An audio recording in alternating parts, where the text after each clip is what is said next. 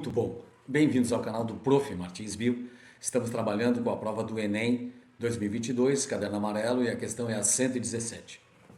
Na figura está representado um mosaicismo em função da inativação aleatória de um dos cromossomos X, que ocorre em todas as mulheres sem alterações patológicas, ou seja, sem doenças. Então, é normal que um cromossomo X fique ativo e o outro não, e isso é aleatório. Muito bem.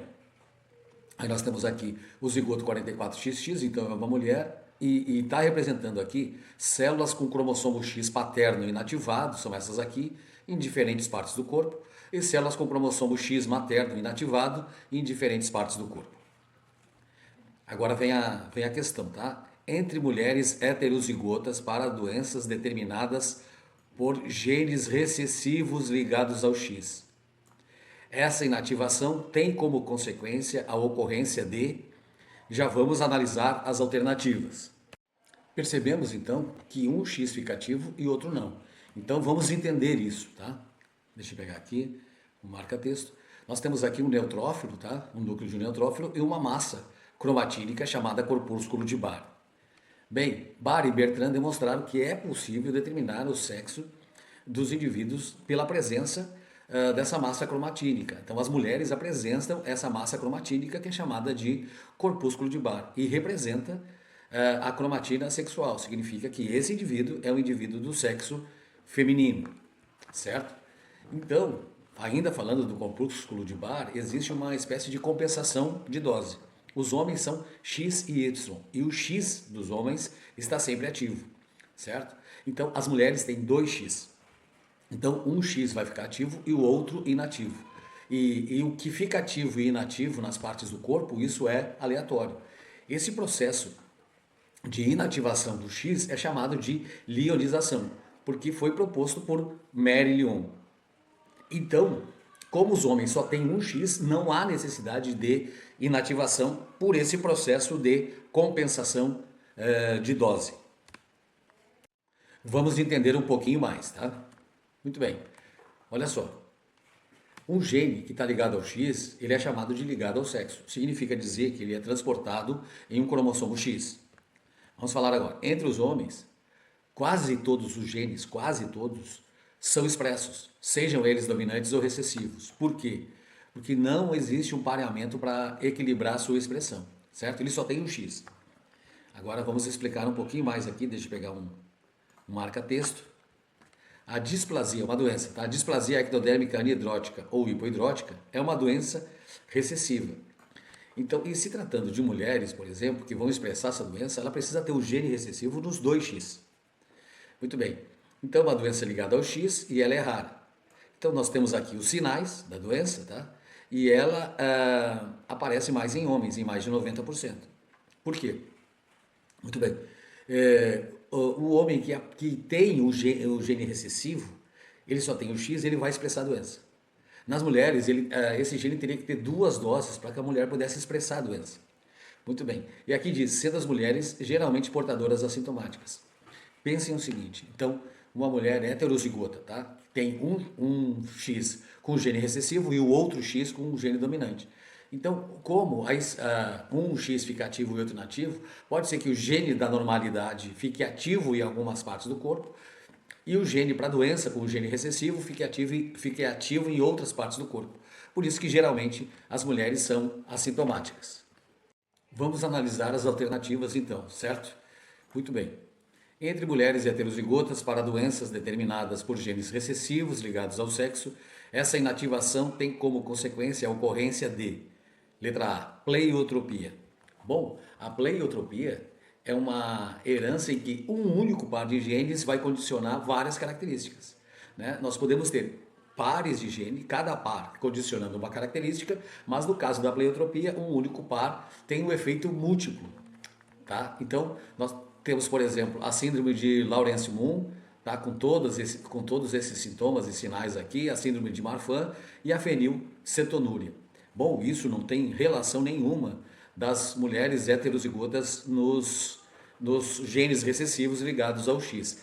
Então a letra A não é a nossa resposta. Ok? Vamos adiante. Letra B. Mutação gênica. A gente tem que observar aqui, ó, que diz assim, ó, essa inativação tem como consequência a ocorrência de mutação gênica. Olha, o gene já foi herdado. A inativação aleatória do cromossomo X não vai originar mutação gênica, não tem como consequência a mutação gênica. Revisando o que é mutação gênica. Então, por exemplo, num gene não mutante, tá? Um gene normal, ou um nucleotídeo é inserido, tá? Em linhas gerais, tá, gente? Existem outros casos. Ou um gene é removido, e isso é mutação gênica, quando existe uma mutação, uma mudança nos nucleotídeos do gene, certo? Então, a letra D não é a alternativa correta. Letra C, interação gênica. Muito bem, vamos lá. No caso da interação gênica, nós temos o seguinte, ocorre quando dois ou mais pares de genes não alelos, tá, vão se associar, vão interagir para determinar uma determinada característica. Uma característica. A segregação deles, ela é independente, mas a manifestação é dependente, ou seja, eles não se manifestam de forma independente. Então eles têm que se associar para a manifestação daquela característica. Um exemplo disso, por exemplo, é o tipo de crista, né, em galináceos. Vocês podem ver, ó, dois pares para determinar uma determinada característica, certo? Então, por isso, a letra C, interação gênica, não tem nada a ver com o que é proposto aí na pergunta, ok? Vamos adiante. Letra D, penetrância incompleta. Olha só, esse indivíduo aqui, ó, tem penetrância, ou seja, os dois indivíduos que têm o gene estão apresentando essa característica, esse traço. Então a penetrância é de 100%. Agora, quando não apresentar, quer dizer que esse indivíduo ele tem o gene, mas não apresenta o traço, né? A doença, sei lá. E esse aqui apresenta. Então, metade dos indivíduos vai apresentar a doença e a outra metade não. Então, a penetrância diz respeito a se um gene vai ser expresso ou não, embora tenha o gene. A penetrância completa diz o seguinte, que todos os indivíduos que têm o gene vão apresentar aquele traço. A penetrância incompleta diz assim, algumas pessoas com o gene apresentam traço. Então, quando a gente fala assim, 50% de penetrância significa dizer o seguinte, que metade das pessoas que têm o gene apresentam o traço e a outra metade, embora tenham o gene, não apresentam o traço. Eu vou dizer que essa é uma alternativa que poderia gerar dúvida nos alunos se os conteúdos não estiverem bem solidificados. Aqui fala dos genes recessivos ligados ao sexo, ao X. Então, por exemplo, tá, o X paterno inativado, o X materno inativado, então 50% dos X estão inativados, 50% estão ativados do pai, 50% inativados, 50% ativados da mãe. Então o aluno poderia gerar dúvida em função disso, mas a letra D não é a resposta correta.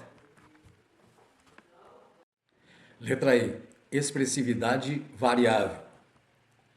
Muito bem. Então a gente tinha falado da displasia ectodérmica anidrótica ou hipidrótica. Então aparece alguns traços no corpo de mulheres heterozigotas. Tá? Então tem a ver com o processo de lionização, ou seja, quando um dos dois cromossomos é inativado aleatoriamente. Então a expressão fenótipo fica restrito a algumas partes do corpo. Então isso, a alternativa E, responde à pergunta. Então a resposta é expressividade variável. Ok? Obrigado pela sua audiência, deixe seu comentário, se inscreva no canal, compartilhe esse vídeo, bata o sininho, dê o seu joinha, que para o nosso trabalho aqui é muito importante. É isso aí, valeu!